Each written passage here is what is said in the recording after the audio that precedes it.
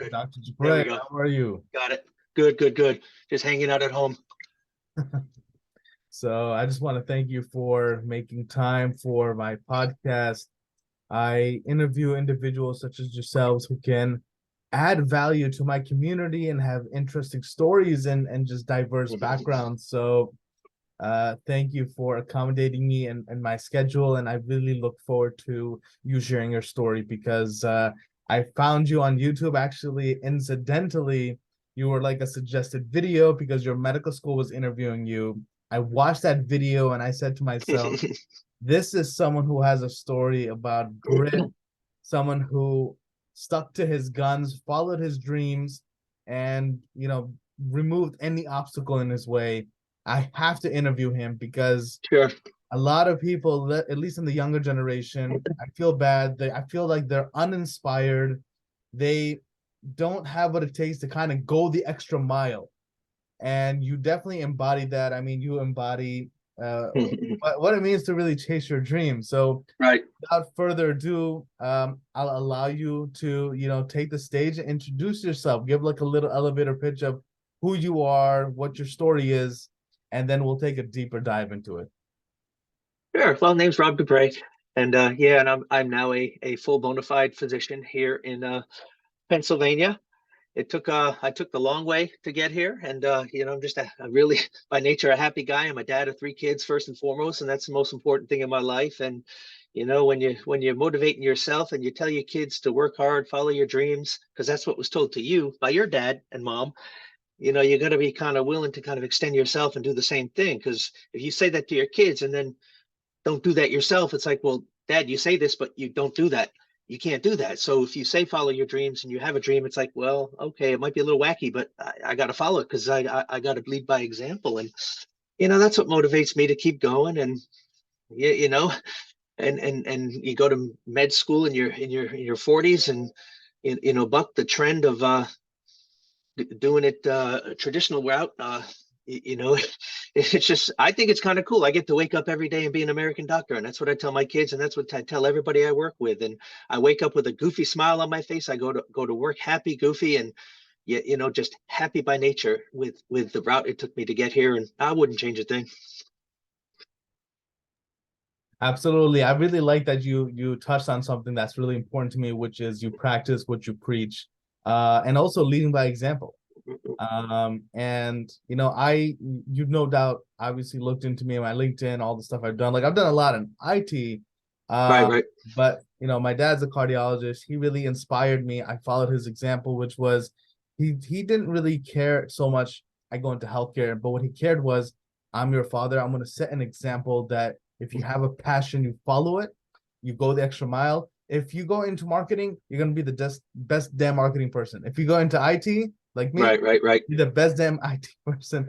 So I appreciate that you're also a father, and you have a lot of the same traits that my dad has, and you're trying to pass those down and lead by example, and that's Right. honestly that's amazing. So what I like about you is that obviously you spent a long time as a psychiatric nurse. So tell me what that's like. I mean, go back to 18 after high school. What led you down this path? Because you've been on this path for a while. You've had one dream Yeah. followed and you're passionate about, and I want to know what inspired you to pursue psychiatry or be a psychiatric nurse for the first like 20 years, as well as that military history. Well, I'll tell you, there's a lot of trial and error. Yeah, from a guy that was clueless out of high school. What do you do out of high school? Well, you go to college because that's what you're told to do. You go to college. All right. I was the brain of my family, and you go to college. Okay.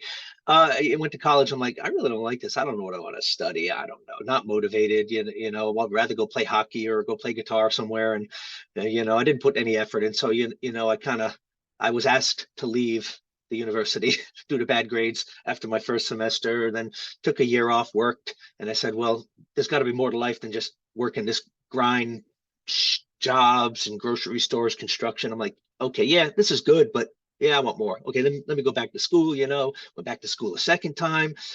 Still didn't really declare, knew what I wanted to study. And then, my dad passed away. I was 19. I'm like, oh boy, flunked out of school again. I'm like, oh, I'm done. I'm done.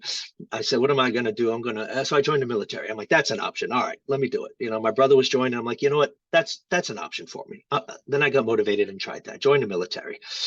And then did 4 years and enlisted in the military and got out and said, now I'm ready to go back to school, but what am I going to study? Well, I like fitness and I like exercise, physical therapy, maybe that's competitive, and maybe nursing, I could do that. Okay, so I enrolled in, instead of physical therapy, nursing, because my interest in health and fitness at that time. And having had just gotten out of the military the first time, now I did go back in, but and studying nursing at that time, the military was really big on recruiting and throw money at you and opportunities. I'm like, yeah, okay, I'll do that. I'll do ROTC. I'll get money. I'll get some extra money to go to school, become a nurse in the Army. All right, cool. And it was on that journey of going through nursing school as an RN, pro BSN program. I it started enjoying the whole psychiatric component, substance abuse and psychiatric. And actually I did a lot of training at the VA in that location I was living. And it was like, hey, I like this. I'm working with veterans. I'm a veteran. I'm going back in the military, but I like working the psychiatric aspect. And really to see back then, it was World War II veterans PTSD group. And I was in my mid-20s, to see the effect that psychiatry had on their health and wellness, but also the effect that the trauma still had on them decades later. It's like, wow, this is fascinating. So it started fascinating me. And then, went back on active duty in the Army, and they have training to specialize you as a certain kind. So I got the training to be a specialty psych, mental health registered nurse, worked in that field for a long time. And the Army's still willing to throw money at you if you want advanced degrees. So I got a degree in professional counseling and then a degree as a nurse practitioner, and worked the rest of my time as a nurse practitioner. And that's kind of how my journey through the ranks in nursing and got into psychiatry, and getting interested in medical school. That's a whole nother story, but that's kind of my route that I took. It was kind of a long journey. I reached the pinnacle of where I could go in terms of rank and career and education as a nurse and psych, and like that was successful. And then turned a page and a new journey in life began. So that's kind of what got me here.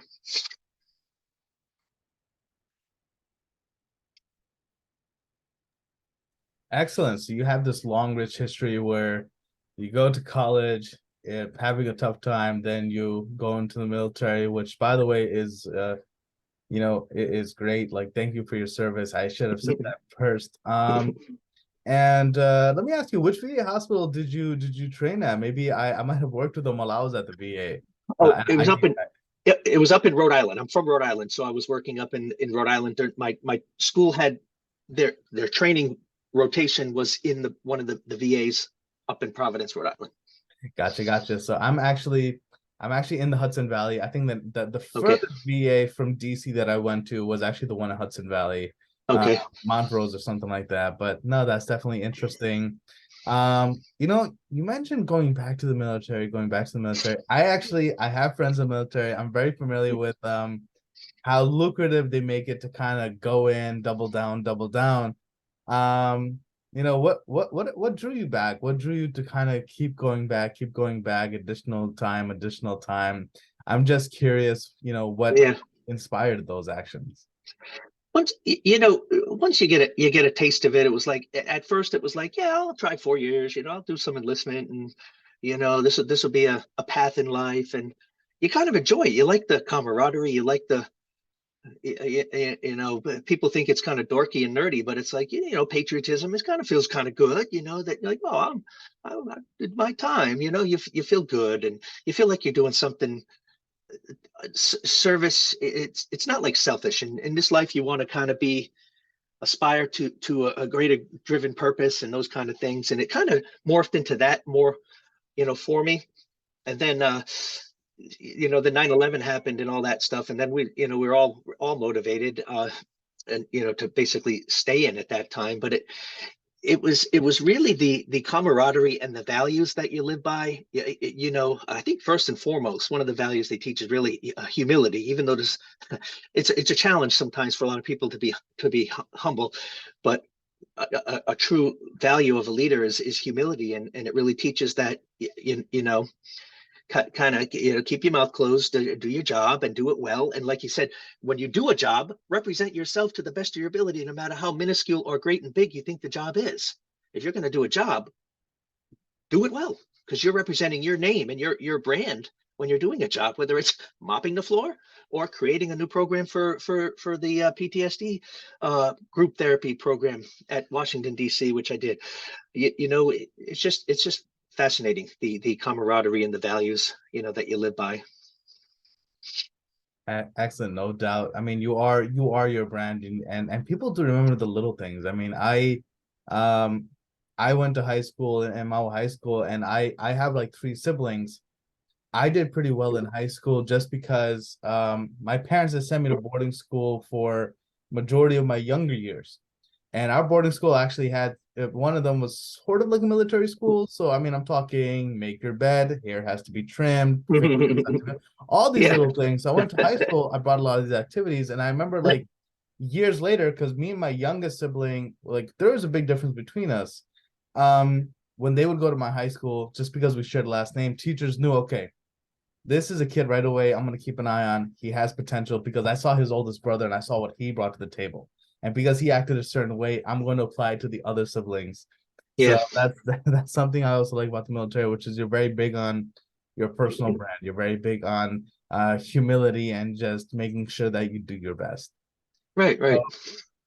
How much time? So when you were in the military, like were I mean, I imagine you were spending time abroad. When at what point were you in DC kind of doing these psych initiatives? Well, actually, throughout my career at different points, when you become an officer in the Army, when you're when you're a junior officer, you get everything delegated to you because you're the junior guy, so you do it. You do this. Like you get used to doing things, and you have your primary job, but you always have like additional projects that you get used to doing. But then when you start improving in rank, you start having that mindset of, well, what can I do to make it better? It's good, but how can we do it better? So at every level, I always tried to have kind of something, a side project going, whether it was, I was the junior officer and made the education program for the clinical education program for the program, or whether I was a senior officer and now I was both a nurse practitioner and also clinical supervisor for the entire nursing staff to provide their clinical policies and procedures and everything like that. So you're throughout your career at different levels, you always have a side project of improvement. And I think that not just in military, even now in healthcare, they call it like performance improvement or quality improvement or something along those lines, to make something better, identify something, make it better. Because what you're going to sit there and complain about something, well, what are you doing about it? Are you part of the solution, or are you just going to sit and complain and be part of the problem? So, hey, well, we can make that better. Let's make that better. And so the military, you're just used to like, hey, this is my idea, I'm going to go forth with it. And your commander says, yeah, okay, go see what you can come up with. Let me know in a couple of weeks how you're doing. And you're always used to just doing. You have your main job, but you have a little side project going to make something better. So it's always been that way. And like in Washington D.C., one of the things was, it was like, hey, we need some group therapy for the combat group guys that are coming back from combat, all the military services, Air Force, Marines, Army, Navy, Coast Guard, and everything. Those folks that are coming back from traumatic experiences, and they're on our inpatient psychiatric unit. So we need something. Let's develop some kind of program. Well, let's start with group therapy 3 times a week. Let's just start there, and that's kind of what we did. So we had I think it morphed into like every day or something like that, but it was just a group therapy where you have the combat veterans and active service members in that group, whether they were served 10 years ago or they served just from Iraq or Afghanistan and came to our facility with all their trauma. And boy, oh boy, talk about learning experience. I can't get that kind of learning from a book or from watching videos or anything like that. To be in a group therapy, to learn about the trauma from the people who experienced the trauma, just raw trauma, it was exciting. And that was something we did. We implemented that, and it was like, hey, this is a good thing. It became the popular thing on the unit at that time, and they really appreciated it, and I so appreciated it because I took that experience away. And it's like, yeah, wow. You can't get that kind of education. I mean, people get PhDs in this kind of thing, and I got it from the experts for 3 years that we did that at that facility. So it was great. Gotcha. Yeah, I know you spent some time at an army hospital in Georgia. Then you spent time at like Walter Reed, which is very famous, and then you made your way back to Rhode Island for a time, which is, I guess you could call it your stomping grounds. That's where you come Yeah. from. And I really appreciate that you were able to make some meaningful change in at Walter Reed, because I can tell you, as someone who's worked in DC, and I was only there for about 2 years. It is hard sometimes to make change, but and this is what I love about government. There's so much red tape, so much bureaucracy. There is, frankly, people in authority who shouldn't be there. But when it comes to the military, the government will invest in the people um who they have used, who they have inadvertently or advertently broken. We can talk about that another day, but they do try to make veterans whole. They do try to make sure that TRICARE works. They do try to make sure that they have access to the VA, that there's no line, that the mental health, the prosthetics and Yeah. physical health, like all of that. I do have an appreciation that the government works relatively fast in that regard. Not fast, mind you. I mean, I worked at the VA. I would hear about some complaints, some shortages here and there, especially with the GI Bill. They would sometimes get upset, but I do appreciate that at least the mission is there, and they do try very hard. People don't believe it, but they do try very hard to help the people coming back. And the work that you're doing, I mean, that goes a long way, because it's not so much the physical impairments. I mean, you fit them a prosthetic, they walk out of the hospital, but it's making them whole in here, right? And I Right. only Right. study, I study psychology at Rutgers Newark, which obviously BA psychology nowhere near your experience, so forgive the comparison. But Newark actually had a public hospital where I did a lot of research, and they would treat prisoners, and I would kind of just Oh see yeah. how these prisoner psychology has just it's been broken down. There's a lot of homeless people, schizophrenia. Um, and you're right when you say, like, it's hard to get access to some of these communities, and when you do, my God, like, you could write textbooks on it. Yeah. So you got a lot of exposure, and that's just on the nursing side of things. So, you were a nurse practitioner. I mean, you still are, obviously, in addition to being a doctor. It's not like that credential went away or anything, but you were a nurse and nurse practitioner for like about 20 years. What gave you the inspiration that, what, I want to become the captain of the ship. I want to become an MD. What inspired that, and how did you get started at the Oceania University of Medicine? So I progressed in my Army career. I was at a mark where I was, the rank is probably as high as I was going to get, the credentials and education. I'm like, yeah, okay. And I sarcastically tease people, and I say, it was just time to slow down and get out of the Army. So I went to med school to slow down and get out of the Army. That's my sarcastic answer, but kind of in a sense, it's kind of true because it's so That's fast funny. paced. And it takes so much away from you and your family. Even when you're stateside, it takes a lot from your family. But to go, I've gone overseas too, and that just takes a lot from your family. But it was kind of, yeah, maybe it's time to go and do something else. And I my motivation was, I worked at that facility in Washington D.C. that had the Army residency program. So I'm a staff nurse practitioner at that time, on staff on the inpatient unit that had the residency with the attending physicians, several of them, and the residents. So they always had a resident team with an attending physician, and every morning it was the report with the teaching rounds with the attending and the residents, and of course me just sitting there in this report, just listening in awe of, like, wow, the depth and the breadth of the conversations that they have in the knowledge base. It's like that was far greater than all my education combined. So here I am, licensed to do similar things from a different philosophy and from a different discipline, watching these people in this discipline with their breadth and depth of education. It's like, that became appealing, became very appealing. and I started exploring, said maybe I can do med school after the Army. Maybe I got what it takes, maybe I got what it takes. And I talked to a couple people, and they're like, they're all happy. Yeah, you should do it. You should do it. You should do it. And, most of them, the attendings were writing me letters and encouraging me, and it worked out. And, my plan was, we were getting out of the Army and moving overseas with my then wife and kids. And we were going to live over there, and I started exploring school on that side of the world. So Asia Pacific area. And that's how I got with that university. I was originally tied into universities in the Philippines, but the Army said, well, we're supposed to let you go at this time, but we're going to let you go at this time, and you can't really go when you want to go. And yeah, okay, they can do that. And I think they call that stop loss, right? Yeah. So it's kind of like the way it was logistically. It was like, okay, whatever. So it worked out with these school based out of Samoa. It's one of the 2 medical schools in the country, and we do spend a lot of time there. I spent most of 2017 over there. So we get that's what happened. Get out of the Army, start to med school, and you progress through that. And intermittently through there, I'd do a little school, and I'd have to take a little 3-month hiatus to do a little work, because daddy needs to feed the kids and pay the tuition and pay the clothes and all that wonderful stuff that dads get to do, and I wouldn't have it any other way.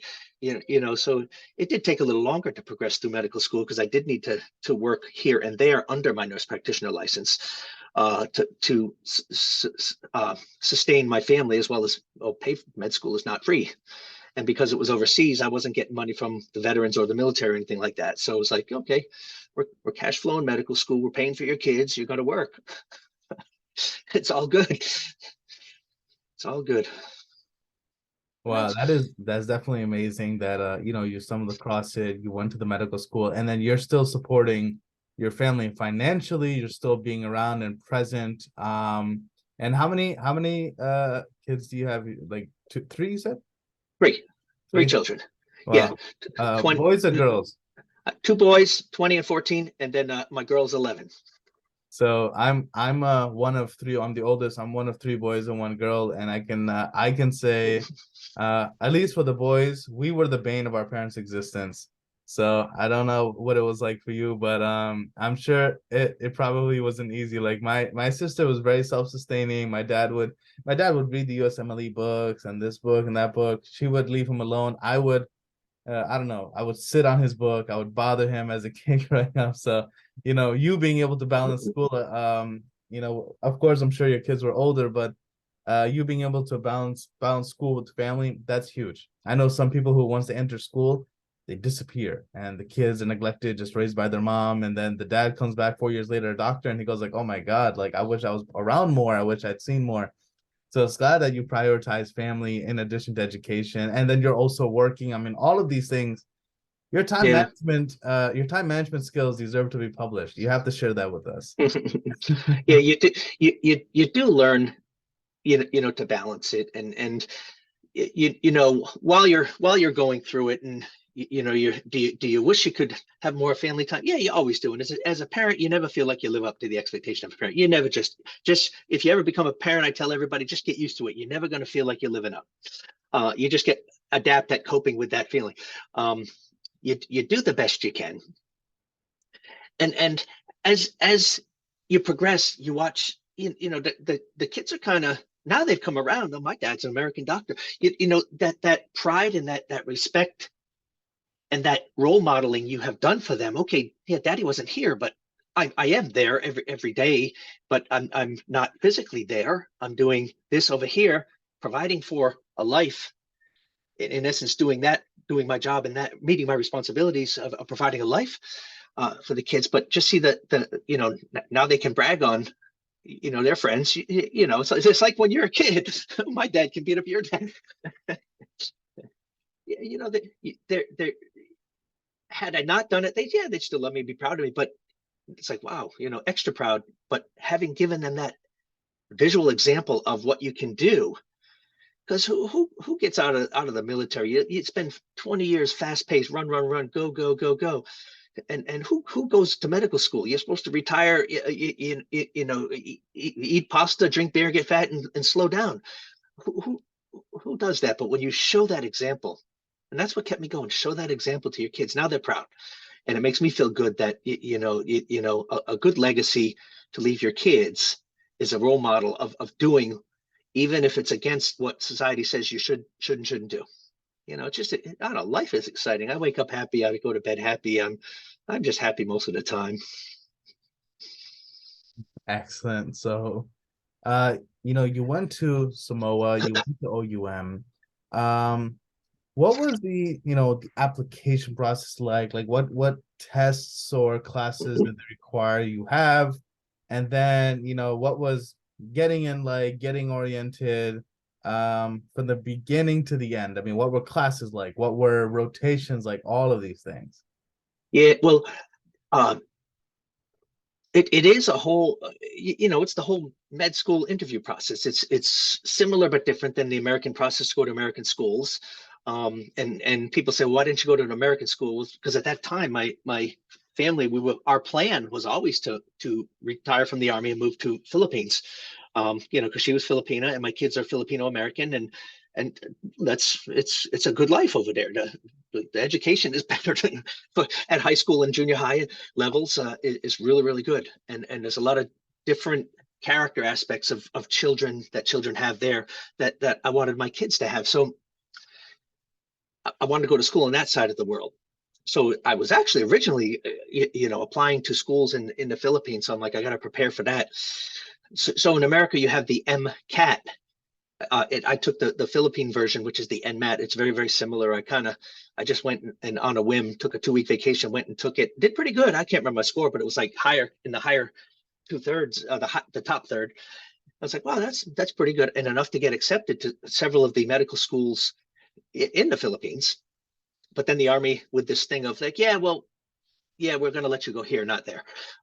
So I had to kind of like withdraw from those universities. It was very hard, and say, well, okay, this school here that's based out of Samoa is accredited by the Philippines Association of Medical Schools, and I can go there. And that university, COVID kind of brought to the forefront of a lot of how classes can be done on platforms and virtual learning. So a lot of our classes were met like you and I are meeting here in a virtual format. We'd have people, a lot of our most of our students are from Australia, New Zealand, and a smattering of Canada and America, North America.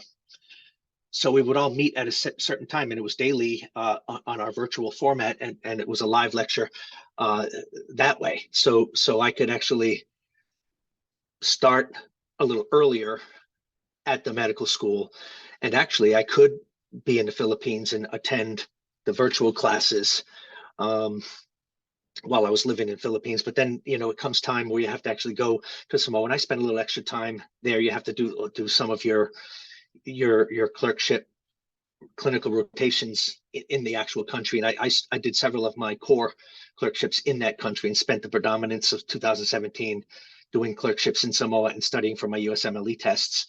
And it was a good experience because it's close to my family. Like Samoa's here, and Philippines is up here, and it's just kind of a straight shot being able to visit and whatnot. So the whole experience and being military, you're used to uprooting your life every couple of years anyway. So it's like, okay, I can go here for a year, I can go here for a little time, and but then you're going to do the rest of your clinical rotation clerkships in various places throughout the U.S. where we have contracts with our university. So I spent several years traveling throughout the U.S. Doing the different clerkships. So it was an overall really good experience, and also having those breaks where it's like, all right, well, I'm not going to do here and here. I'm going to take this time block, take it, and not do school and work to pad the bank account to go forward and live again. So it was just an overall good experience with that university and the way it worked out. And it's not typically what people think of like not going to say online kind of cheapens the verbiage. Online kind of cheapens how the university approached classes. You actually like going to a class, you're virtual, and you are in the presence of your instructor with the other students like you are and I here talking face to face. And that's how our classes were. So it was not your typical, oh, go online, post a couple of things and you're done, and it's cheesy and all that kind of like diploma mill stuff. Don't get me started on that rant. But it was good quality for me. And I'm the kind of person that go somewhere, make it happen, because that's what you're told in the military. Do this and make it happen. And you figure out a way, you get creative and make it happen. And it worked out. And then, we still have to take the same USMLE tests and the whole residency process. That's a whole other ball game there. But the whole entire experience of getting me to where I'm at now is just, I wouldn't change a thing. I wouldn't change anything. And you're definitely right when it comes to COVID. Like, I know a lot of US medical schools, they went online for the entire preclinicals. I mean, the first 2 years was online. And it's synchronous. I mean, it's not that people are just doing the assignments in a silo by themselves. And so Right. no, they're meeting at set times. They are collaborating virtually together. There are high expectations. I mean, the expectations don't change. They do not keep your home or in the lecture hall. Like, there are certain criterias, metrics that you have to meet. You have to be on your A game.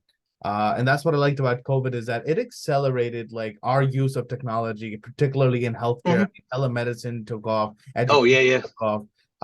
It is sad to see though that some schools have regressed, because I think that education became more equitable when people could do it virtually, because there are some people who just they can't make it to the classroom in the other state. Like, they want to be able to kind of, I guess, stay with their family a little bit longer before they go into clinicals. And I know a lot of fathers who benefited from the preclinicals being online because they were able to stay in like Appalachia. Like, I know a father in West Virginia who was able to stay near Parkersburg and send medical school first 2 years before going to his rotation. So for OUM, was it a 4-year program or a 5-year program? Because I know with overseas it varies.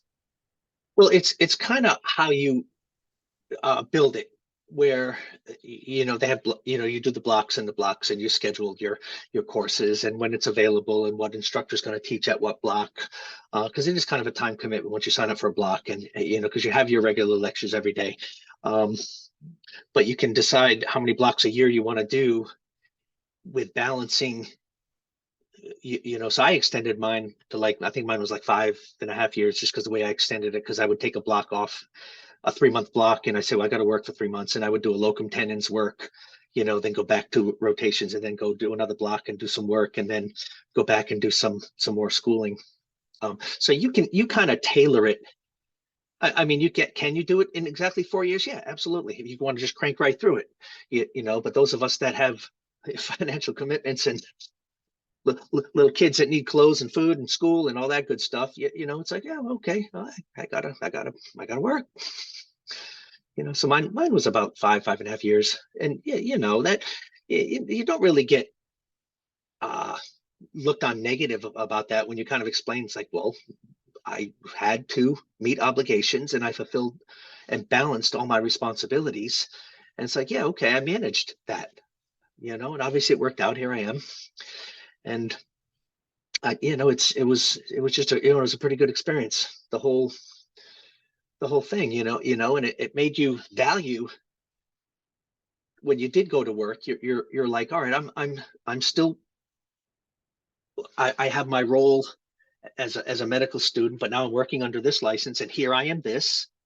I am not this over here. I am this over here as a medical student, but I'm now, like, I would work under my NP license for a 3-month block on a locum tenens assignment, and then I would go back to being a medical student. And it's a little different. You adjust, but you do it. You just adjust. All right, well, now I'm back. I'm wearing a hat, medical student. Let me go put my NP hat on to work for a little bit. And now it's just the MD hat, and that's the hat I put on. And I think my licenses and credentials will just fall off in time. I won't be renewing any of those anymore. I think I might still have a license in a state or two, a couple of states, but they'll fall off eventually.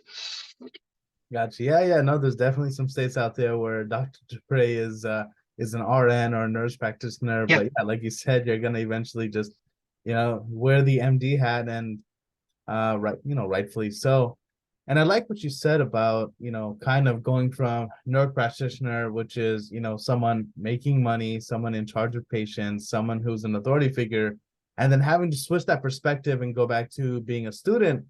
That's not an easy transition. That transition is a skill. Like you need to be able to kind of go back to being humility, open-minded, understanding that, hey, I'm a student here. Like I might be, a hot stuff over there in that hospital where I have credentials, but here in this school, I'm a student and I'm not gonna act like, I mean, did you ever feel like, oh, I already know this, or I'm kind of better than my classmates? Because I know that does happen.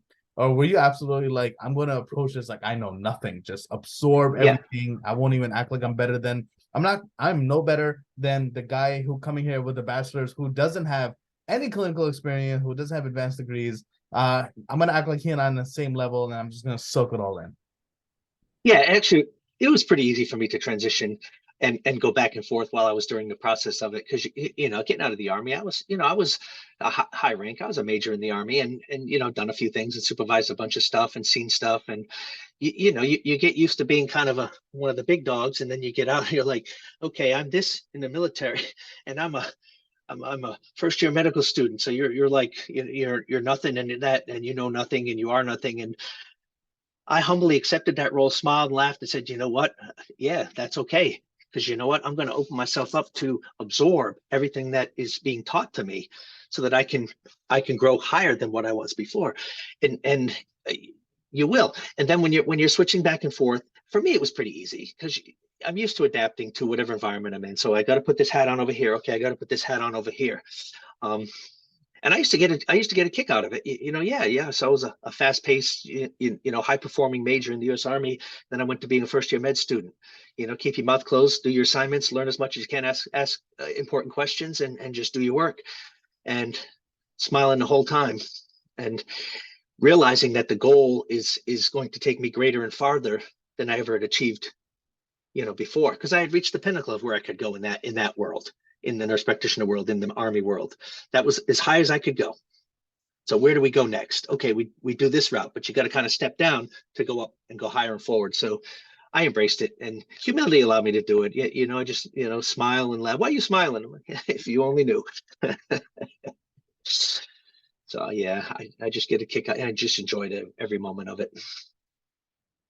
That's great. And it's funny. I actually don't see a lot of people who positively reflect on their med school experiences because for some of them, it's like, for some of them, I feel like it was like almost traumatic. And then other people, I've noticed the older non-traditional students, they enjoyed it. And I think it's because they just have a lot of life experiences. Like they just did a lot in their 20s. So like when they come in the 30s, plus they have a good support system. I mean, they have their family, which keeps them going.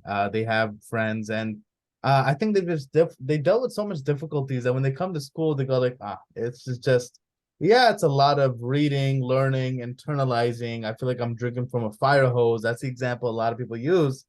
Hmm.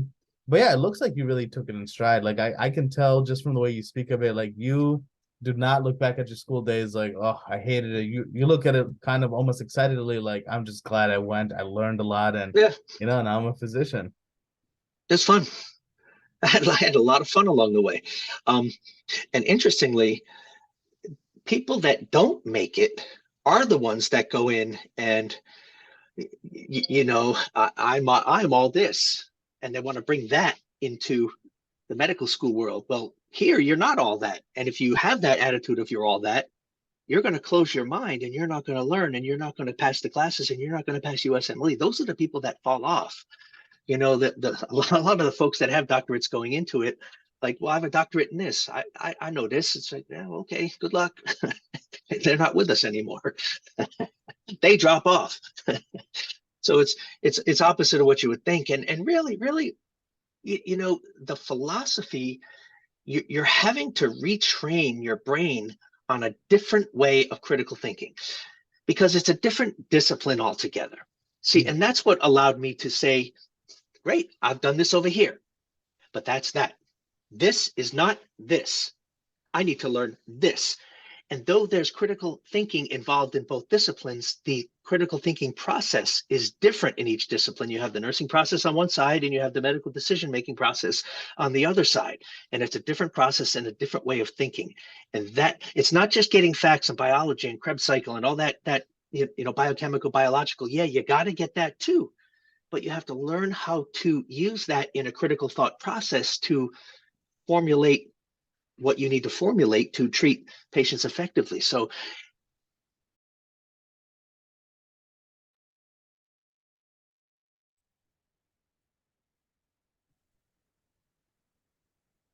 yeah, can you hear me? You know, I know that was going to happen because it's like Zoom has a time limit. But that's where a lot of people have a problem is letting go of this. And people say, did your nursing background help you in medical school? Well, no. I knew the nursing process. I didn't know how to be a doctor. Could I identify a condition and prescribe the right medication? Yes. But the process and thought process of critical thinking that got me to that point is far different. And that's what people fail to understand, is that the medical decision-making process is what you learn in medical school with that depth of knowledge and that breadth of knowledge. But it's that thought process, and you really develop it now in residency. You really develop that critical thought process. I went from being autonomous and when you're high rank in the military and you can make autonomous decisions and you have some autonomy, I could do pretty much. And even in different states where I was licensed, you could pretty much do a lot of different things. So I went from being pretty autonomous with a different philosophy of thought to now, and even now today, with all my experience applying the medical decision-making process, I still daily have to get that process down and present cases. So it's basically residency is 4 years of supervision, presenting cases every day of the patients to your supervisor. And they're going to question you on your process. So you have to be, and it develops that thought process even more. And that's the biggest difference, because I'm not applying the nursing process over here. I'm applying the medical decision-making process versus a nursing process that's over here. So no, my nursing background, yeah, I knew the names of some drugs. I knew some side effects. I knew the names of some diseases. Got it. But recognizing is not the medical decision-making process. Formulating it up from the genetic, biochemical, microscopic level to get to your diagnosis, to break it back down again to those levels to be able to effectively treat it, and weeding out any conditions that might look like it, differential diagnoses and lookalikes and things that mimic. It's an entirely different ballgame, but I love every minute of it. It's that the thought is far, far different.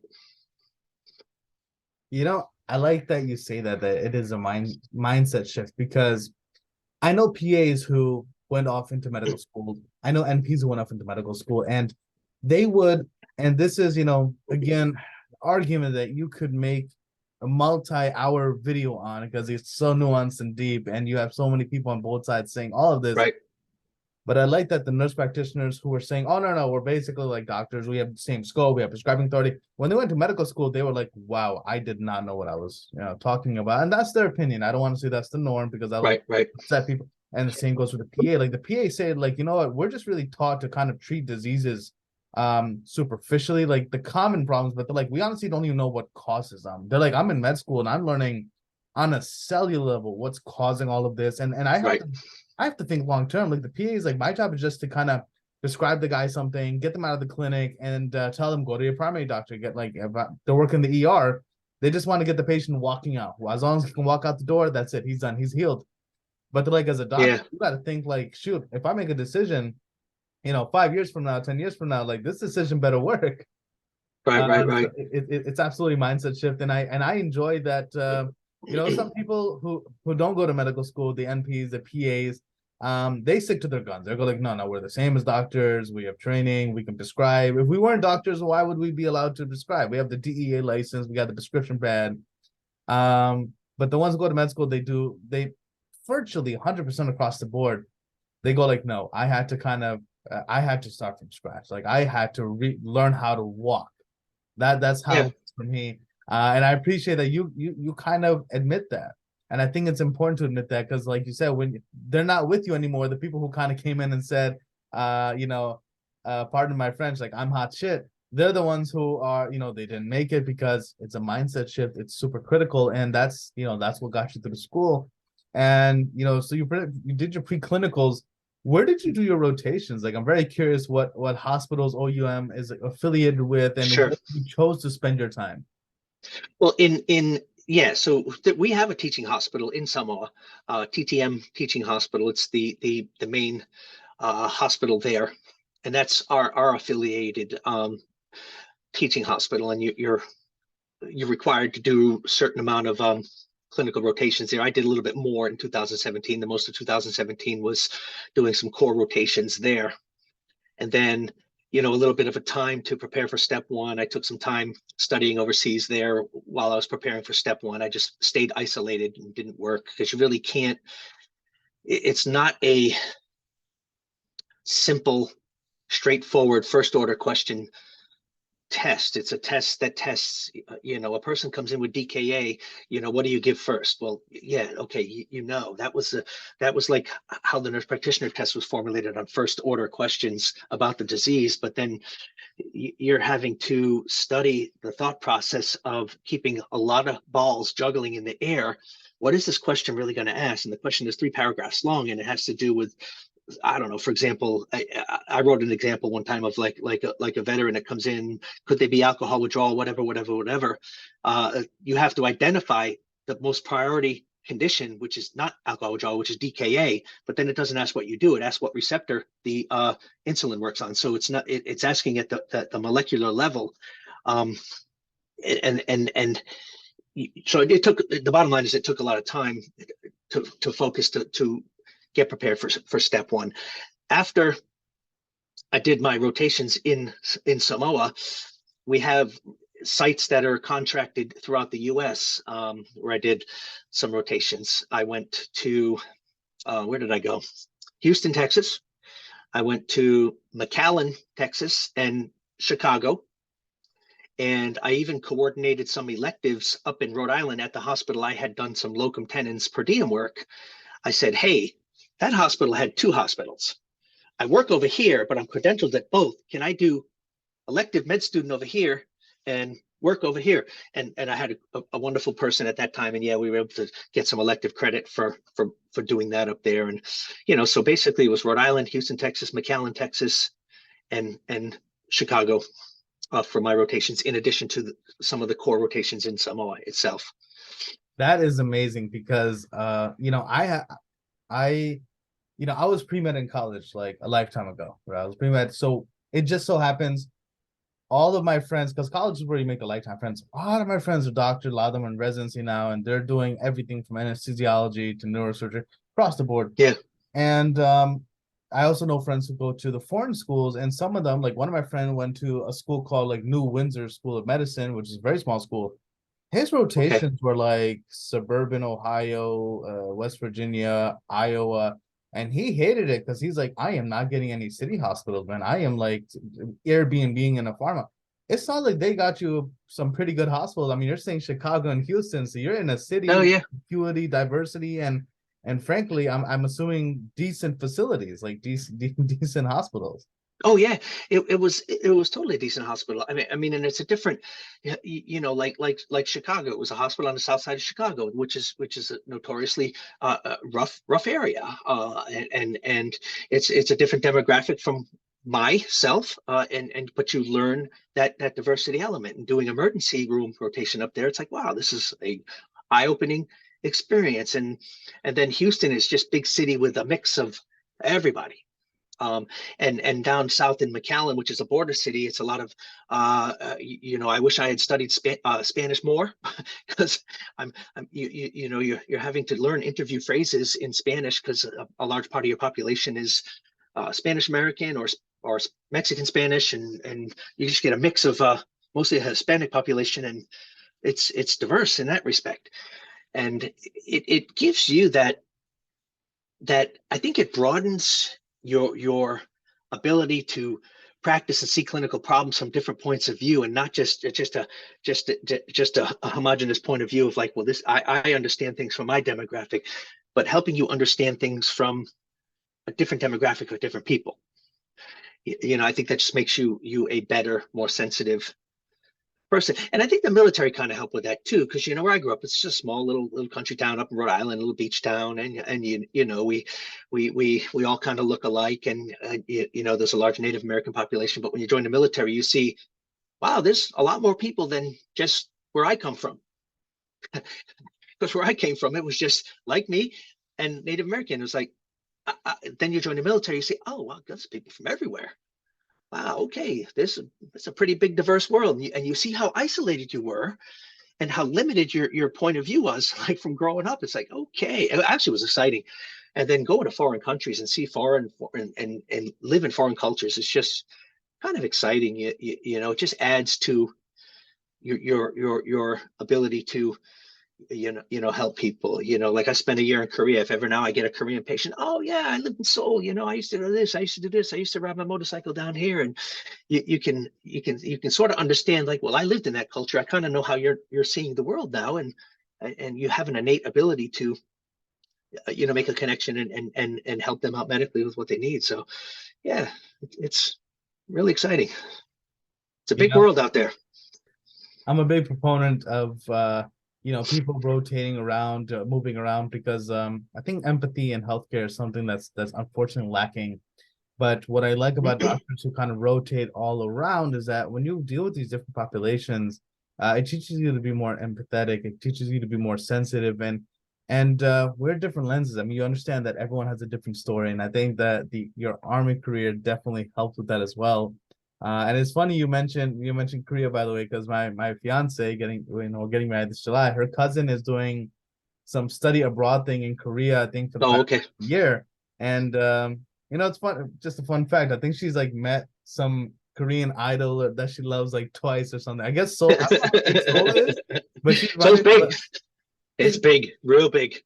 It's big, but she somehow seems to be running into these K-pop stars, so that's funny. And I do like that OEM really just had you rotating and you're dealing with all these different populations. You mentioned Southside Chicago. I actually recently had an engagement with I do management and IT consulting. I had an engagement with Chicago State University, which is Southside Chicago. So I have some familiarity there. Yeah. And then I also have some familiarity with the Cook County Hospital. A lot of my friends actually have either rotated there or done residency there, and they have said about Chicago that like emergency medicine is very popular. If you do ER in Chicago, you can write your own ticket in any community hospital. They're gonna be like, this guy's seen everything. So I'm sure you saw a lot of exciting things while you were in Chicago.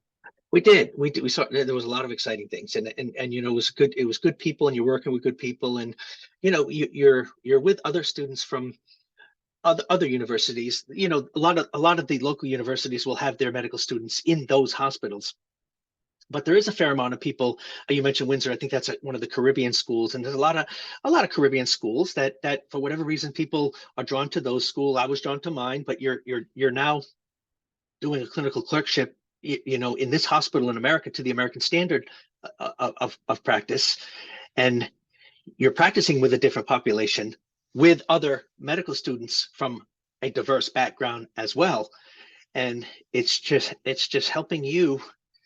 You're just taking in all the little nuances you're learning from them and from the patients. It's like, so when I work with a patient today, it's like, okay, I can understand innately kind of where they're coming from, because I've got some exposure to that from over here. And in the military, you get all kinds of people from all walks of life, and their bosses, their seniors, their peers, their juniors, and you get everybody. You've had every different variety of human being as a supervisor, and every variety of human being as a subordinate, and it really helps you just kind of like break down that barrier and just say, okay, here we are. What do you want, sir? What do you need, ma'am? And all that that it really helps you overcome your own biases, because I think we grow up, we all have our own little biases and prejudices and things like that until you 100%. until you start seeing things and experiencing the world, and you let down some of that. I may have come from a very community with a very similar demographic, but military makes you get rid of that real quick. Get rid of it. It's kind of exciting. So I know with OUM, and this is something I do like about that medical school, is that they require that some of your rotations be done on the island at their Oh hospital. yeah. Tell me what was that experience like? And I mean, how does it differ where in America, I feel like we take a lot of things for granted. We have the best surgical rooms, we have all the tools available. We have, I mean, private patient rooms with sliding doors. How do you compare that to the facilities they had in Samoa? And I mean, where do you think you Yeah. got the better experience? I think there, because you don't rely on, well, the CAT scan might be down. The CAT scan tech, one on the island, might be sick. Oh, the lab isn't functioning today, and the part that they need is coming from China in 3 days. So you don't often have, because it is I don't know, first world, second world, third world. It's we're an industrialized country here. We have a lot of technology here in America. That one doesn't, even though it's a more modern hospital than the island is modern itself. And there was a lot of money and entities that got into building that quality, and they did have some capabilities. But you really relied on the fundamentals of medicine, which is a good history and a good physical exam. You may or may not have the ability to use technology to do ancillary testing. And if you don't, what are you going to do now? You're going to do your history, and you're going to do a really good physical exam, and you're going to come up with the best differential diagnosis list based off of that history and physical exam. And the family's going to help you. So that was kind of the big difference. There's an example of one time, the history and the physical exam indicated the person's having, a CVA, stroke. It's like, okay, yeah, we know that. In America, boom, we run them off to CT. Okay, it's not bleeding, so it's hemorrhage. It's ischemic, so we can start them on TP, all the anticoagulants and stuff like that. Well, the CT machine was down, so we're diagnosing stroke based on physical symptoms, localizing it to probably in this area of the brain, and it's probably not hemorrhagic because the way it's manifesting, and you're making your clinical decisions based off your findings, and it really hammered those physical skills. A couple of differences too is like a lot of times they won't seek healthcare. Like it's not uncommon to see somebody in their 30s in end stage renal failure. Because don't go to the doctors unless they're hospitals where you go to die. It's not where you go to stay healthy. It's not preventative health care. It's like, I'm dying and I need to go to the hospital, and they're 35 and they're dying from renal disease, and it's like, that's what you're working with. And the population itself is very different. Here in America, we go into the doctor and we're demanding things we read on Google. We think we're experts. Everybody's smart. Everybody's like, yeah, you're a Google search. Yeah, I know you're far superior than my medical education. I Everyone's got a it. I got it. MD. They're very, yes, doc, very respectful of it's just different. We will, and with the family, we will do what that's your recommendation, doctor. Yes, we will take that recommendation. Here in America, well, can I do this? Well, I read online I can do this. Well, how about this compared to that? And which is fine. I don't mind either way. I don't mind either way.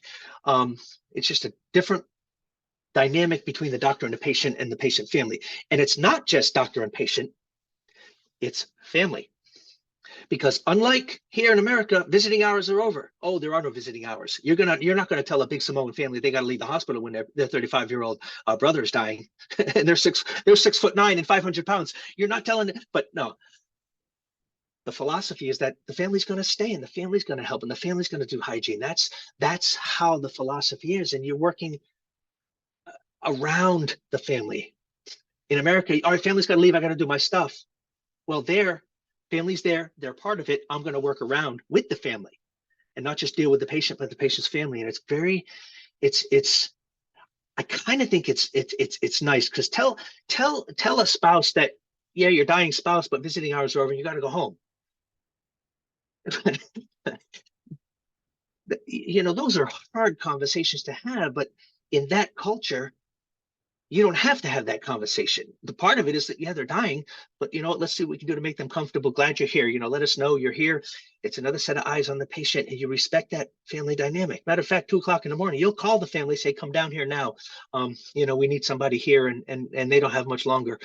And you have to have those conversations. And it's just, in addition to not having a lot of the technology, The relationship with the doctor to the family and the patient is different. The philosophy of care with allowing the family to stay in the hospital 24/7. I mean, there are patients where there is a family member that is now their duty in the family. You know, we got a big family and somebody's going to be here 24/7 with Uncle Joe.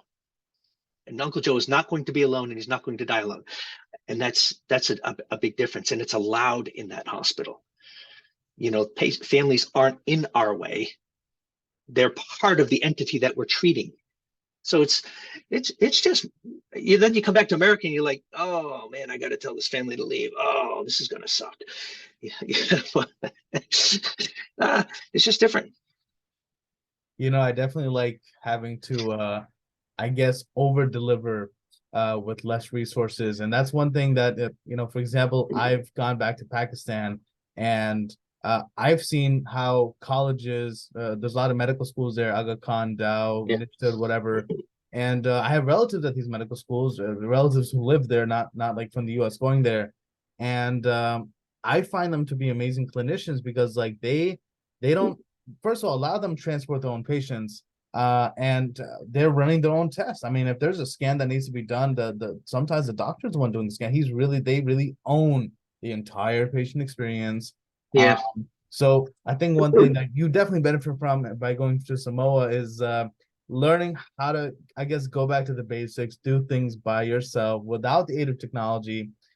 Makes it easier later on to use technology rather than learning to use technology and then God forbid ending up in, I don't know, some hospital where CAT scans down. Then you're like, oh shoot, I never trained for this. So it looks like Right. set you up well in that regard. And you know, how much time is mandated to spend on the island? I think I read somewhere it was like a month or two. And how much time did you spend to get more It experience? it it varies, and I don't know exactly what it is now. I forget what it was at the time I did it. I forget, maybe one or two core rotations. But anyway, I did like 7 months. I did 3 core rotations. Core rotations are the fundamental rotations you need as part of your program outside of electives that you take. You know, like I did surgery, I did OBGYN, and I did general psychiatry as my core rotations in Samoa at that hospital in and of itself. And um, so that was most of the year. And then the rest of that year I spent preparing for step one. You know, I just stayed there and that side of the world and just prepared for step one. So you are required, and honestly, I don't look at it like, oh, this is a bird and I got to go there. It's like, oh, this is exciting. I get to go there. This is really cool because that island has elective rotations from a lot of people from Germany, a lot of people from UK get to do electives down in Samoa. It's part of their own. There were several from Germany and several from UK that would come down and be with our group of medical students. We're from this school, then you got the local medical students, and then the students from Germany and UK, and we're all in a group together doing rounds with the attending physicians who are local. And it's just really exciting, you know. And you got to go in early and do your history and physical exam and get ready to prepare for it. And oh, your charts aren't electronic, you're writing, you're handwriting, so you got to get your note done and then present your case in front of the physician, and you might not have a report on the chest X-ray, but you got the chest X-ray, and they're going to hold it up and say, "What do you see?" Oh, and pimp you out right there, and but you learn to be comfortable with that. You know, I know the chest X-ray questions are coming, and this person has pneumonia, so let's break it down. And I don't have a nice radiology red report to defer to. You know, a nice EKG. I don't have a cardiology report to refer to. Where's the EKG? Oh, it's there. We got it. Yeah. Oh, get an EKG. Bring it back to me. What do you see? Immediately. You know, and have to be able to talk it out, you know, with them. But you're doing it with all your peers, and everybody's getting that with their own respective patients. So it's just not. You know, it's coming. You know, it's the unknown that you know is coming. What are they going to ask today? It helps you pay attention to detail, but it's the fundamentals of medicine that is your details. You're learning the fundamentals of medicine. You're not relying on the report from cardiology. You're not relying on the report from radiology. You know, you think you have a stroke, so let's do some neuro exams, and that's going to be the focus of the week is neuro exams. You know, and there's a lot of strokes, there's a lot of diabetes, a lot of hypertension, a lot of kidney problems, and there's a lot of strokes. So you get really used to doing H&Ps on those kind of people. So anyway, I kind of lost track of where that was going, but it just, yeah, the experience was wonderful. And it must have been nice to, you do your first like the preclinicals online. Must have been nice to actually over time like meet the classmates in person during the clinicals when you Yeah. guys all have to go to the island. Yes, because for the first 2 years, you're preclinical, you have your webinars and you have your class, and you know the face because you see them, and then, oh hey, hey. But then when you meet them in person, you're like, oh, oh, hey. Then you're hanging out, and then you're staying in your little hotels and everybody together. You're having dinner, you're hanging out, you're walking to work in the morning, you're coming home at night. So instead, it's not just, oh, you're so and so from New Zealand, or you're so and so from Australia. Yeah, I'm Rob from US. Now you're all kind of together. Yeah, well, okay, you're with them in person, and that was kind of nice too about having clerkship clinicals set up in the US, because like in McAllen, Texas, there was a handful of us. It's like 6 or 7 of us there, all doing different rotations at that time from our school, and we all get together like once a week and commiserate and have dinner. We might not all be on the same rotation. Like I might be on surgery, that one might be on family practice or peds or whatever, but you have that camaraderie. You're there as a small group of people, so it's kind of nice. But it was really nice meeting them in person, and now you're in touch with them to this day, and you see their careers as they advance through the Australia system or the New Zealand system, and even the US system. How many classmates were in your cohort, and how many of them ended up in the US?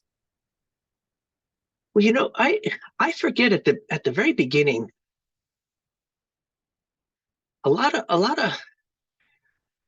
I don't want to say to sound negative, but a lot of a lot of them, I'm one of the few that made it through from my very beginning cohort.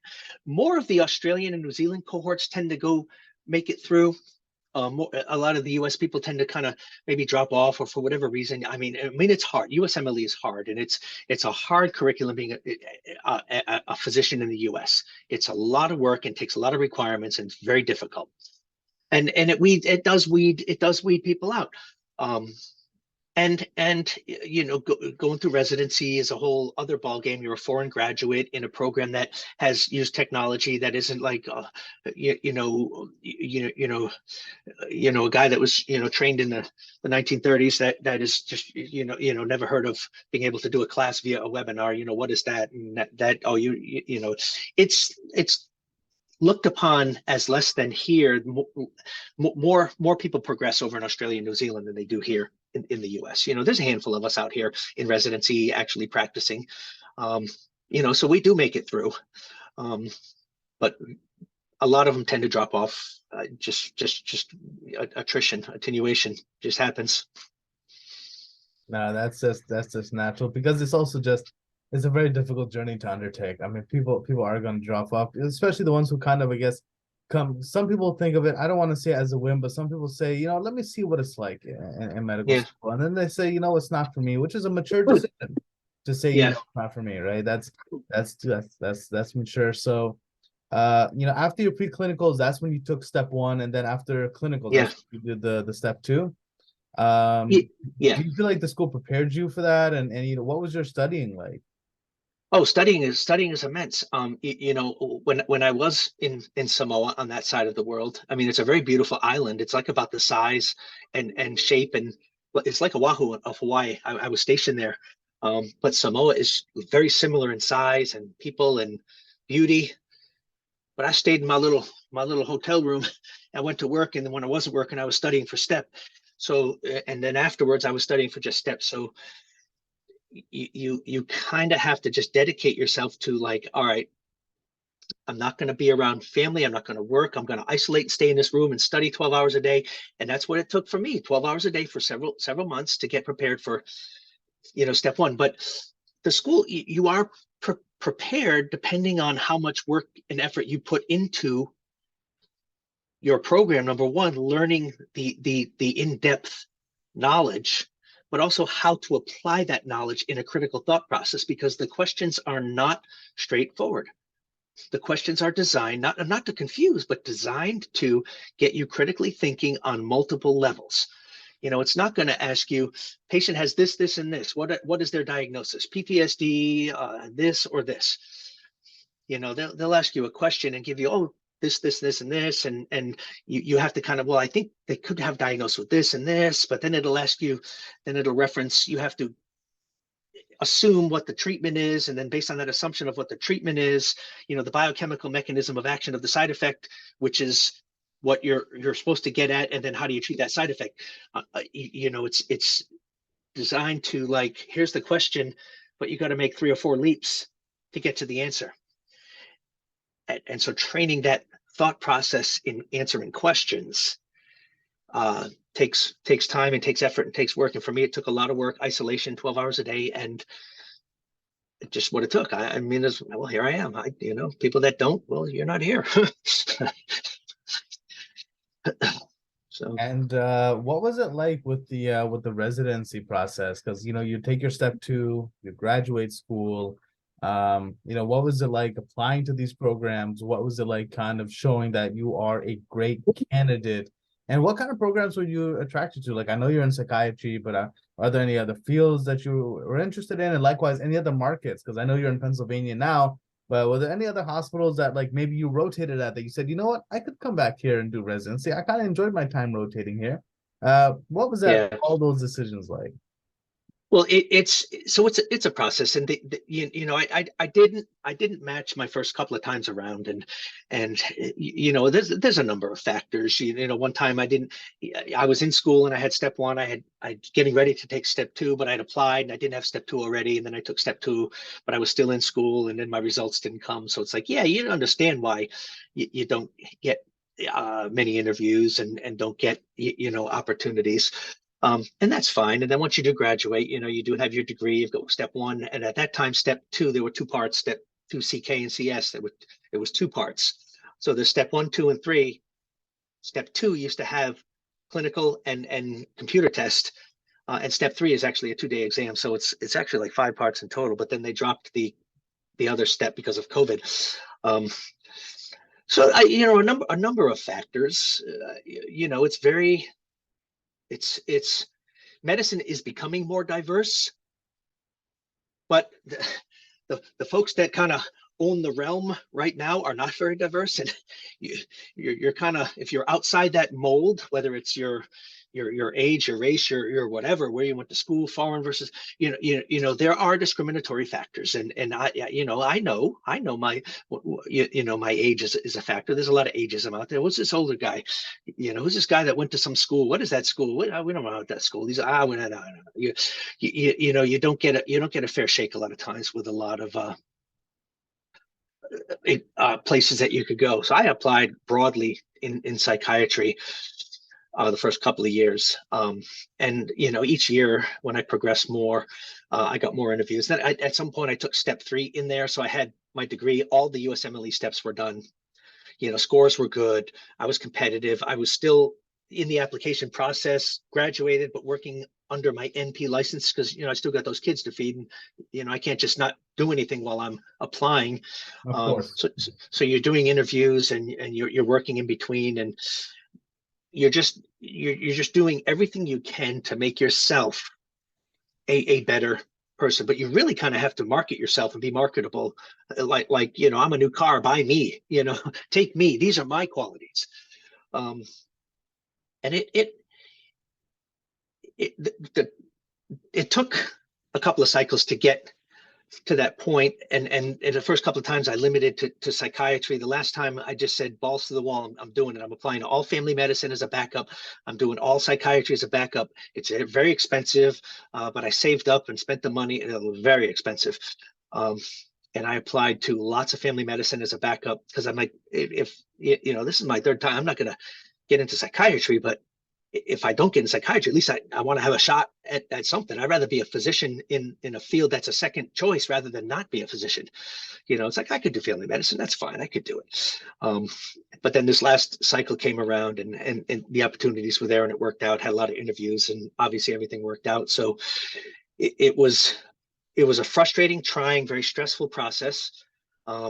when you don't match right away, the first time, and then the second time you're like, oh my God, you're ready to write it off. But then you once you get over that, you just keep going and keep doing it, make yourself a little better, do something extra, do something additional, publish something more, get involved with a research group, get new letters of recommendation. And that's, that's what you mentioned, that word grit. That's where the grit comes in. It's like, all right, feel bad for a day, but get your ass back up and keep going. And that was always ingrained in us. Don't sit around feel sorry for yourself. All right, give yourself a day.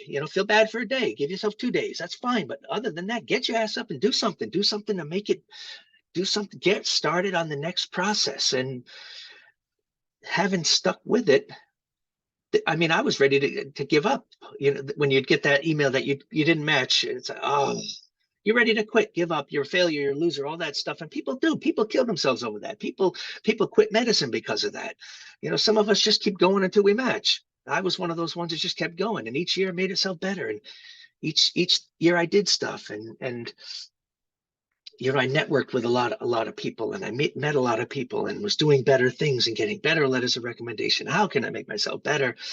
To the point where this last go around, I had a lot of interviews, and I ranked a lot of programs. And I think COVID kind of helped gain more acceptance of a virtual platform. Like you and I are talking here in a virtual world, and a lot of medical schools were doing that with their classrooms.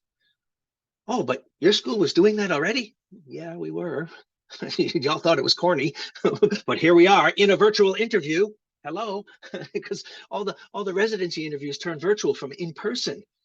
So how can they look negatively now on that kind of learning environment when we're doing interviews that way? So it started gaining more acceptance. And like I said, there's a few of us in residency out there from my school. There's a few in practice.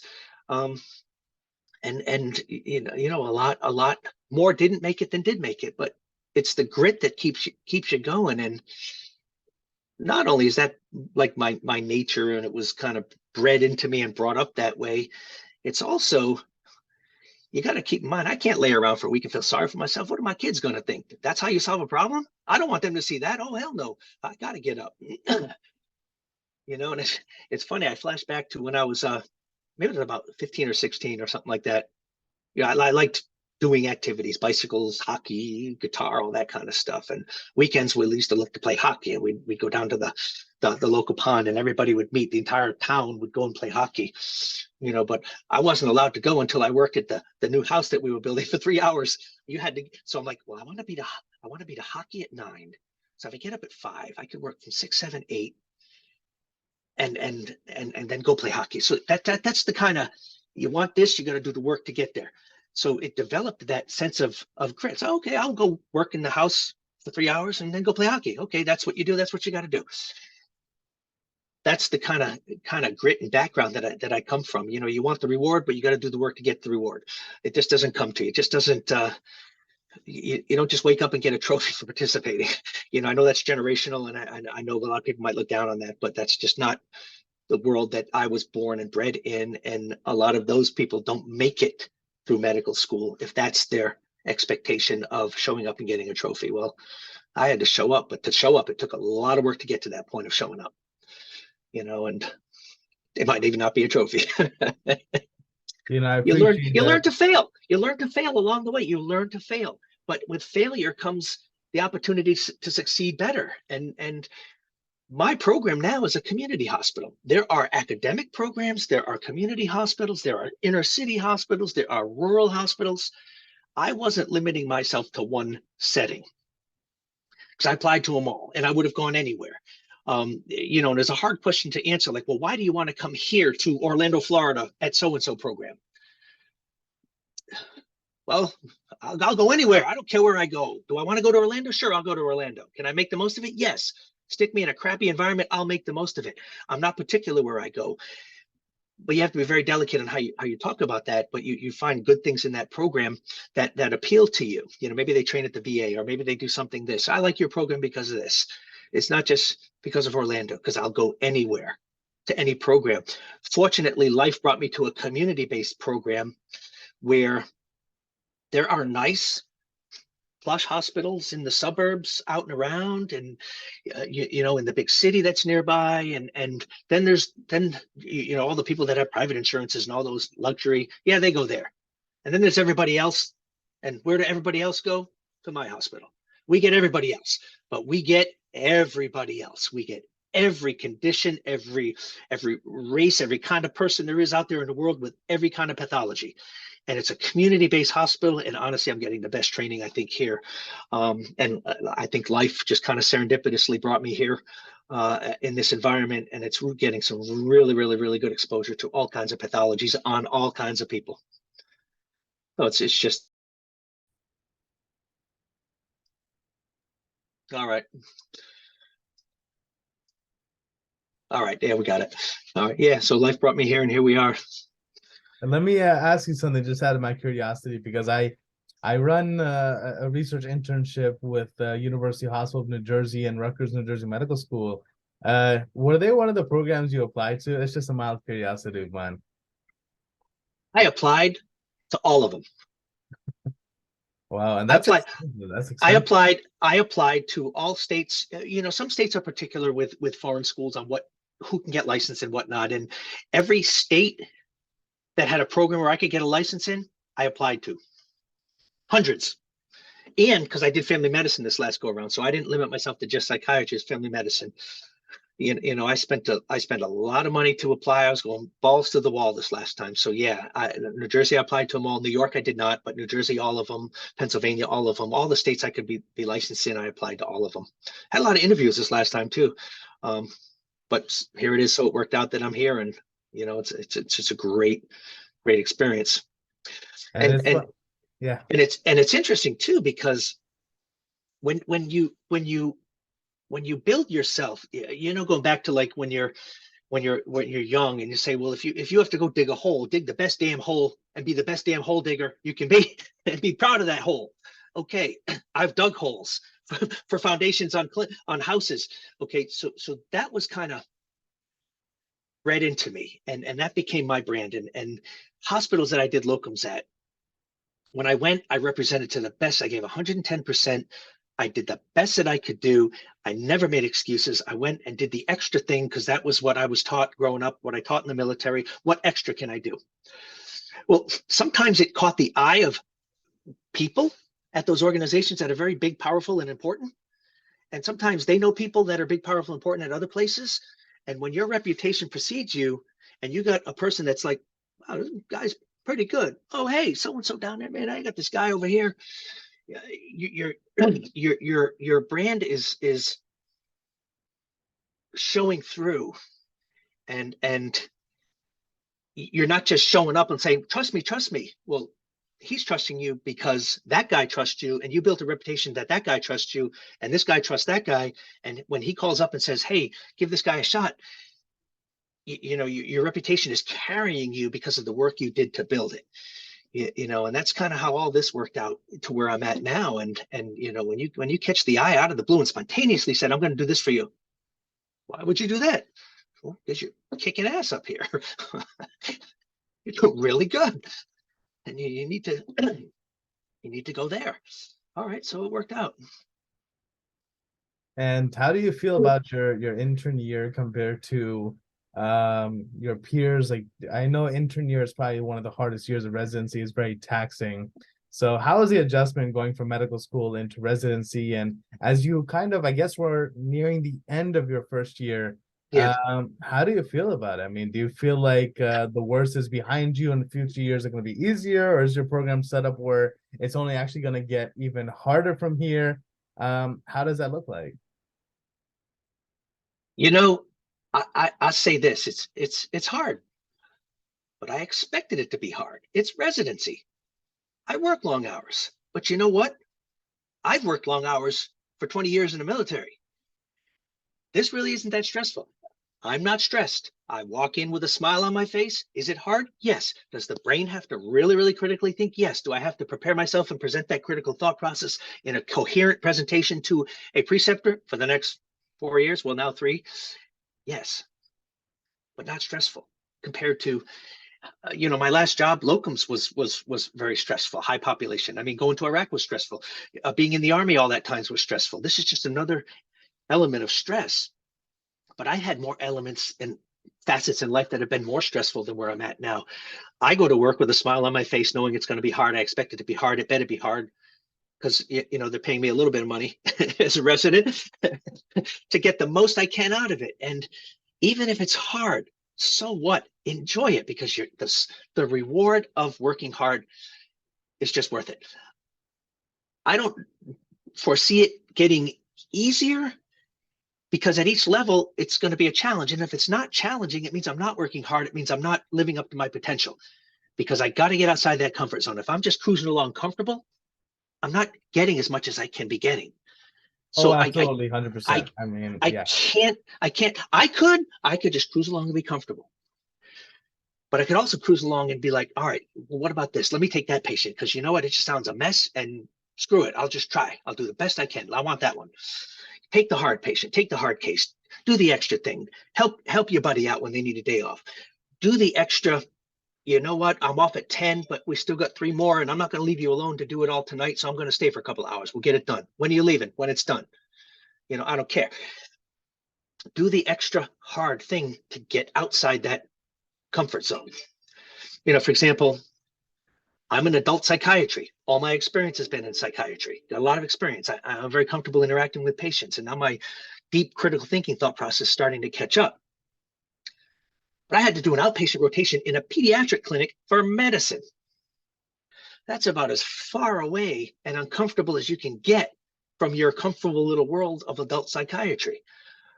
Oh my God. So, you go down there, and you're dealing with pediatricians who are really smart in their field. Now, these are like extra smart people in their field. It's like, oh my God.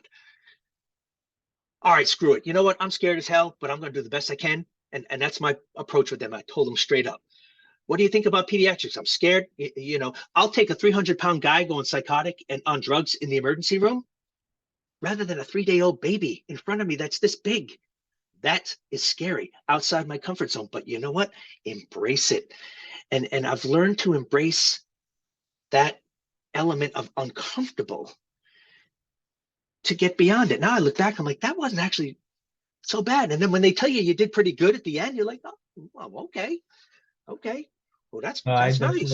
I resonate with that. I call it being baptized by fire or growing pains. I mean, the comfort zone is sort of, I guess, if you're comfortable. I mean, what do they say? That's where dreams go to die. Like, you don't want to be in the comfort zone. You want to be growing. You want to be, and it's painful. Change is painful. Yeah. Growth is painful. For your hospital, and I'm sure all programs are obviously different. Some programs, the entire residency is in-house. You're spending your 4 years here. Some of them are like, you're going to go to that city hospital and that VA hospital, and there's private and there's public and that. How is it set up for you? Like, are you going to be at your Chester hospital all 4 years? I forget if that's the name. Or Crozer-Chester. Yeah, well, that's our home base. Like second year, you might go to this clinic over here because you got to do substance abuse over here, or you have to do like family medicine, you have to do it here.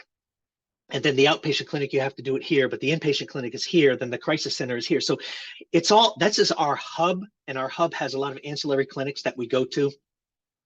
And that's ever expanding, because we're a new program, and could we branch off to the VA? Yeah, maybe by the time I'm a 4th year, it's like, yeah, I'd like to go do a VA rotation. They all got PTSD and drugs. I'd like to go get that experience. Or but this is our home base, and all the clinics and everything is affiliated right with it's a big organization here in this county. So it's well represented in all the clinic types that we have. And it's interesting too, because internship year, everybody's going in there, they're scared. We're all scared, because the big smart attending physician is going to think I'm stupid. I'm going to ask a question. Well, I don't know. I'm as old as these guys. They're less apt to treat me like someone in their mid to late 20s than they are someone of their same age. It's like I look at them and they're looking at me, and first of all, you spend 20 years in the military, your skin gets pretty thick. You're used to everybody yelling at you, and you're just like, Are you done? Okay, is that all you got? You don't tend to get minimized and downplayed and belittled like some of the younger ones might. Because first of all, I have life experience. My skin is pretty thick, and I'll just look at them like, I'll give them a what the F look. But they don't, because they realize, and then they hear your story. It's like, oh, you know what? Damn, now, well, this is just, well, you're just like me. Yeah, well, yeah, we're the same age. We like the 80s and 90s music. You don't get that disrespect element. So it's not stressful in that regards for me. It's not. I had one example where one of the and the way maybe I carry myself with I'm comfortable talking, and I'm comfortable with people, and I've had every kind of interaction and learning experience you can have in the military, good, bad, ugly, up and down the chain of command. And one of the chief trauma surgeon, I'm working on psych aspects of a patient, like you're a resident? Yes, sir. What year?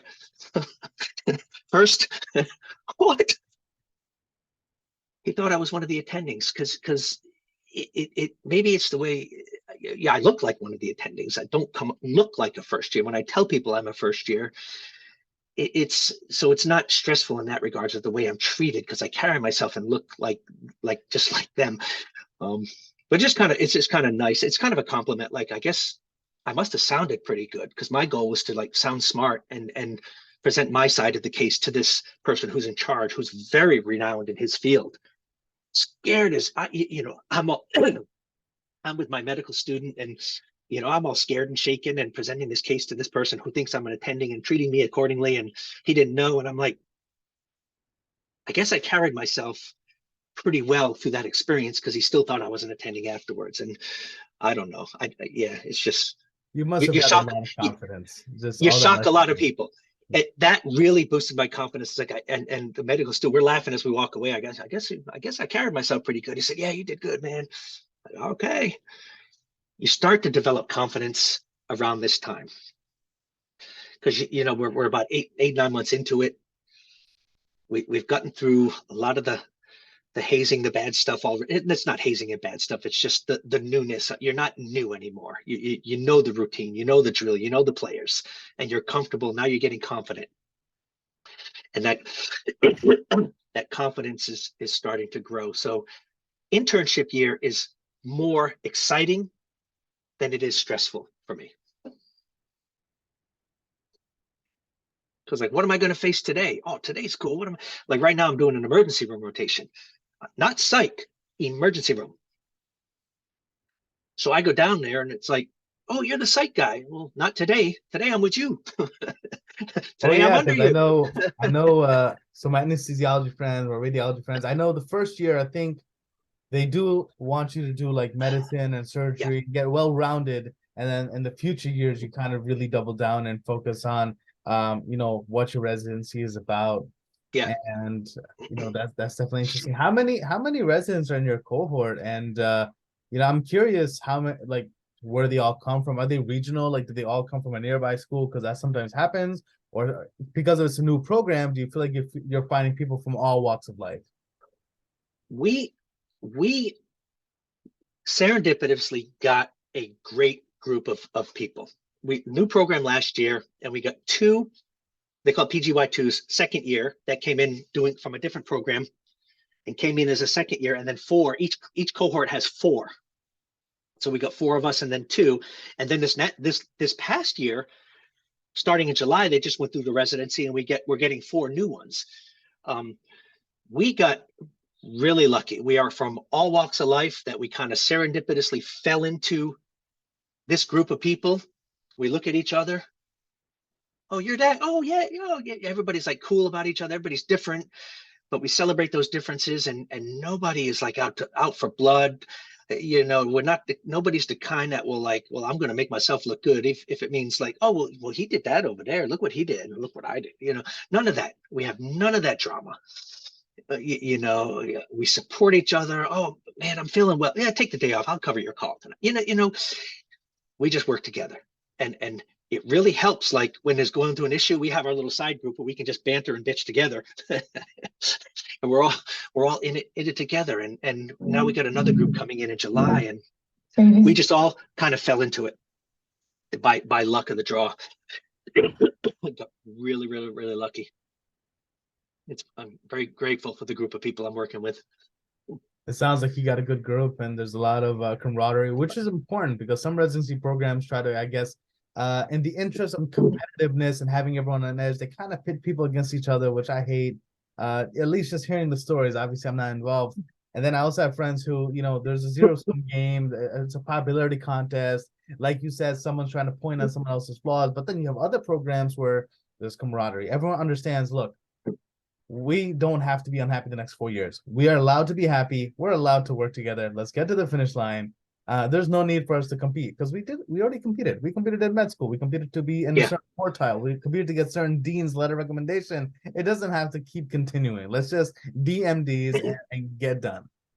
Yeah. Well, what's interesting too is the way our program, because our program was new last year, and it came about just as the match cycle was coming up, but it was outside the match, and we all had our various circumstances. And I like to say how I describe our program now to new applicants. It's like we're a group of imperfect people that found the perfect program for us, because we've all got together. We've all we are grateful to be given the opportunity. I think gratitude is the prevailing feeling that most of us have.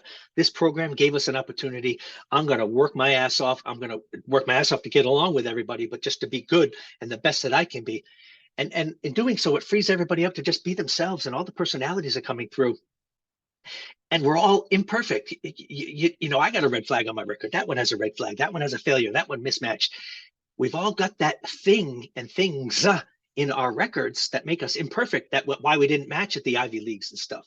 But we're not a bunch of Ivy League people. We're a bunch of community people. We're going to get dirty with the patients, right down with boots on the ground, and we're grateful for it. And that's why we are a good mix, is because we all have that sense of gratitude, and we're not afraid to, we're gonna deal with this person, and whatever walks through our door. We don't pick and choose our patients, and boy, we get them from all walks of life. Boy, oh boy, do we get them. And you can't pick and choose. Yeah, the plush Ivy League is down the road, but you know what? We're here. I'm not knocking any of that, because the world needs all that academic. The world needs all of that. Our group of people are just not that, and we fit well together because we are a bunch of imperfect people, but we found the perfect mix and program for ours, and we're grateful for it. What advice do you have, having we've reviewed your entire journey? What advice do you have for people who are starting medical school, and maybe there's some habits that you want to emphasize? And then likewise, people who are finished with school and are starting residency, what advice do you have for them when it comes to time management, managing stress? Because you seem like someone who, like you said, comes to work with a smile. I think they need to practice that smile, and they need some advice from you. Yeah, and not to say that I don't have stressful periods, because I do. And not to say that we don't go through problems, because we do. But you learn how to kind of okay, well, I've got this problem. Let me put it right here and deal with it when I need to deal with it. I think advice that I would give them is find their own way and their own release to be able to not carry that. One day at a time concept is really good. Let me just get through today. I've got a direction that I'm going, but right now, today, the details of my life, I got to focus on just getting through today. You know what? I'll be home at 4 o'clock. You know what? Go for a run. Have a good dinner. Sleep well. The basics to sustain your stress level. I do grocery shop. I just did yesterday. I run every day. That's my stress relief. I go to the gym. And my gym, I got a gym that's open 24 hours, so I can do call and get off at 10 or 11 and go to the gym and just run it off. All the stress you're carrying for the day, put music on, run 5 miles on a treadmill, it's just gone by the end of that. You just feel great. You go home, have a good meal, get a good night's sleep, and you know what? You're refreshed. My kids are a big part of that. Like they're still in Philippines, right? So in the morning, like this morning, it's their bedtime. So we chat, and in my morning, in my night, it's their getting up to go into school. So we chat and do our chats again. And that is a big part of it. It's a reminder every day on you got to keep on this journey because you know your kids are watching, your kids are looking at that, your kids are proud of you, that what you're doing, you know. And if you tell your kids, yeah, I had a tough day today, I had this kind of case in the ear, but you can have a laugh with them. So, you know, I think keep your family close, have a realistic expectation on what medical school and residency might do to the family, and try to balance all that time, but find a balance. Yeah, I found a balance with my family. I found a balance with the things I need to do. Like yesterday, I was off. I went for a long hike in the woods. Forget life. Go for a hike in the woods. Just forget it all. Put music on and just go. And you know what? For 3 hours, I was out there. Just forget about the world. Come back and just feel great. Today I'm off. It's raining, so I'll go to the gym. I'll run 5 miles at the gym. Great. Forget about life. Just rest. Find a balance. I think balance. And don't quit. Draw that line. Draw that line. And don't, burnout is really, really high in the medical field. Really, really high. And even in psychiatry. And honestly, there are days where you feel it. You feel a little edgy, but know your own tell signs on what might get you going. I might get a little snappy. And I'm like, I didn't like the way I said that. First of all, I'm going to call the person back on the phone and say, hey, you know what, man? I'm sorry I snapped like that. I'll be down in a few minutes. Just give me a minute. And I apologize. That's not me. And most people understand, but kind of admit that, hey, all right, I'm snappy. I need a little bit more self-care tonight than I might the next day. Maybe it's a little bit more stressful today. When you have a situation in the emergency room and the two ED attendings are yelling at you because they thought you should have done something, but you were doing what you thought you should have done, and something happened, and it was a bad outcome, but it could have been worse. All right, instead of beating yourself up for it, what can I learn from that? Okay, I can learn. Yeah, I took an ass chewing, but it wasn't an ass chewing. It was a learning experience. What can I take from that? Okay. No, did they yell? Yeah, they yelled. Was they chewing my ass? Well, maybe, I don't know. It depends on how you look at it. But I'm going to take from that on, now I know what their expectations are. Got it. Loud and clear. Got it. I'm not going to take it as an ass chewing. I'm going to take it as an expression of what you expect from me. And now I can apply that going forward and avoid all that kind of problem in the future. And so having your own way of looking at stress and problems is a good way too. But just find a way to take care of yourself. Some people will just do the arts thing. We have some that will do, another one likes to hike, another one likes music, another one likes bicycle riding, another one has a dog, and everybody's got their own little balance, and find your own little balance. But draw that line in the sand, and if you're getting close to that line of quitting, you got to up your self-care game. You just got to up it, even if it means I need a day off. You need a day off.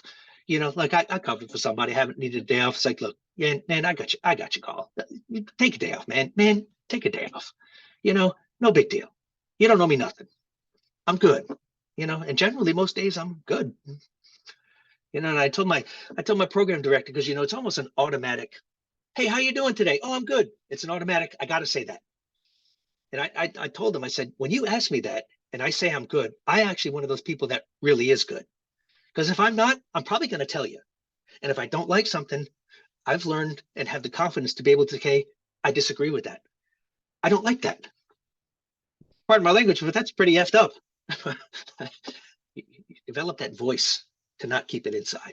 Just get through one day at a time. That's all. That's definitely very important, is just taking one day at a time. And self-care is key. I feel like some people think that you just have to throw yourself into the library, just read the books, and forget about your physical well-being. They just think about getting to the finish line. But I know exercising, taking care of your mental health, having some hobbies, and also learning that you will lose some friendships along the way, but your family is a support system. Your family is there. They're the ones that inspire you. Because I mean, once you reach the finish line, like, you're elevating your family's lifestyle, the status, Yeah. opens so many doors. I mean, I know in my community, having a doctor in the family changes the trajectory for everyone, the children and the grandchildren. I mean, I know for a fact, when I have kids, I'm definitely going to brag about how my dad was a doctor. Not Yeah. one of my siblings is going for it. And, it's just, yeah, it's a great field. It's inspiring. And I've seen it is a commitment, but it doesn't have to be the only commitment. You're allowed to have a life outside, but it won't be the life you had before. You're not watching every latest Marvel movie. You're not catching every basketball game, but you're there for the family dinners. You're there for when your kids are Yeah. having a game at school. I think med school actually kind of forces you to mature and prioritize and learn what's important and what was Mhm. sort of nice to have. No late night with the boys, no Right. just casual camping weekends. Like you focus on the important things. Oh, absolutely. And it's managing like, all right, I've got a plate and it's this big and I can't put everything on it. So what am I going to not, what kind of things do I need to not do? Like, I grew up in Rhode Island, which is the ocean state. I grew up on the water, boating and surfing and all that stuff. I stationed in Hawaii, but I haven't done that in a long time because it's like, I like that, but I also like this. And right now I like this a little more. That's what I've done, but this is what I'm doing right now. So your life kind of changes. I used to ride motorcycles. I used to ride Harleys. I used to go cross country. I used to love to just, have a stressful day, go home and jump on a Harley and go for a ride, or just, I got to go to, I'm living in Georgia. I need to go to Texas. So I'm going to ride my Harley out to Texas, but well, I needed to get through med school. So I had two Harleys. One was stolen and I had to sell the other one to pay for med school. So it's kind of like, yeah, I used to ride Harleys, but am I still a Harley guy? Well, at heart, but I don't have one right now because this is important. Maybe I'll do that again. Maybe I won't. I don't know. But right now, this is where I'm at. So you constantly improve and grow as a person, and with that comes new things, and with that comes things that, yeah, okay, well, whatever. I haven't done that in a while, but I don't know. Yeah, I ride my bike in a while. I got a bike. It's a beautiful bike. I haven't ridden it in a while. I don't know. I used to love to ride a bike, but I don't know. I got to do this right now, but I'm satisfied with where I'm at right now. I've got my bike out in the shed and I've got my two surfboards over in the corner. It's great. I haven't used either of them in a while, but it's okay. It's okay. Oh man, that's funny. I'm sorry to hear that your bike was stolen. That's actually because I've never heard of a motorcycle being stolen, at least not by someone I know. So that's actually pretty funny to me. Yeah. Well, I had two of them. That's what they say. That's what you get for being greedy. I'm like, well, I was young and single at the time, so I didn't have family. That was pre-family. That was a single man's life. Maybe that was stolen for a reason. It was pointing me you're going down the wrong road, there, brother man. Life Oh, took my Harley from me. It's fine. It's okay.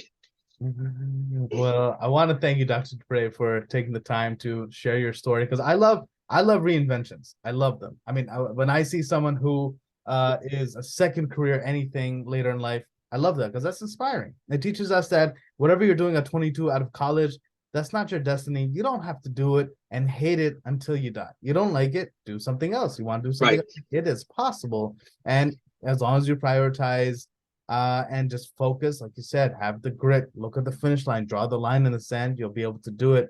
So stories like yours are inspiring, and I'm just so grateful that you were able to take time from your schedule, especially during residency, to give back to my audience and hopefully elevate their lives and teach them a few tricks, teach them a new way of thinking and approaching life and approaching problems. Yeah.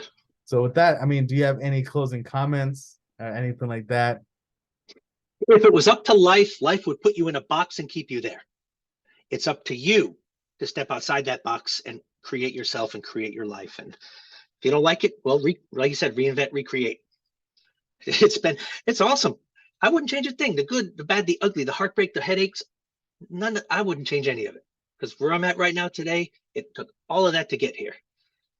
Who knows? 5 years from now, I don't know where I'll be. I'll be somewhere. Just as happy.